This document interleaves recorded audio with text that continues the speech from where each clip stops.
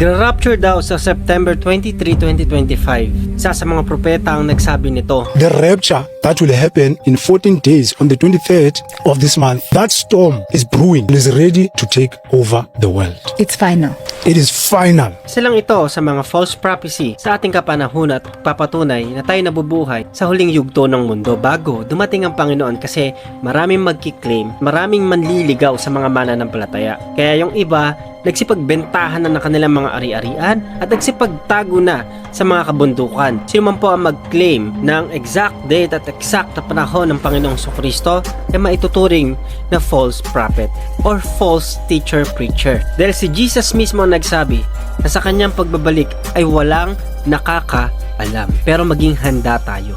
At mag-iingat ang bawat mga teacher at mga nakiklaim na kinakausap sila at nagbibigay sila ng mga mensahe sa mga tao at ito pala ay kasinungalingan. Beware for false prophecy because God will judge you. Kabilang lang ang mga nababalitaan natin sa mga nag-claim noong unang panahon.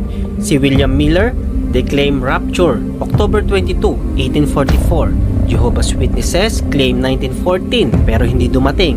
Nag-claim pa rin sila 1925 at 1975. Si Holin Keane, before the Israel became a nation, ang sabi niya, darating ang Panginoon. Pero walang dumating na rapture. Harold Campin, 2011, darating daw ang Panginoon. Blood Moon Prediction, rapture will happen. Nag-fail pa rin po ito. Nakakabilang ito sa mga false prophecy kung nagbibigay po tayo ng eksaktong date sa pagdating ng rapture. As a Christian, wag natin pagtuunan yung ganitong event. Kasi nga, hindi natin dapat ito katakutan. Dapat natin katakutan ay yung haharap tayo sa Panginoon at hindi natin nagawa yung duty natin. At sa mga nagsasabing wala talagang rapture, dyan tayo nagkakamali. Kasi ito ay propesiyang nakalagay sa Biblia. At ang sabi ng Thessalonian, mangyayari ito habang inaakala ng mga tao na mapayapa at ligtas ang kalagayan nila. Biglang darating ang kapahamakan nila katulad ng pagsumpong ng sakit na mararamdaman ng babaeng manganganak na at hindi sila makakaligtas.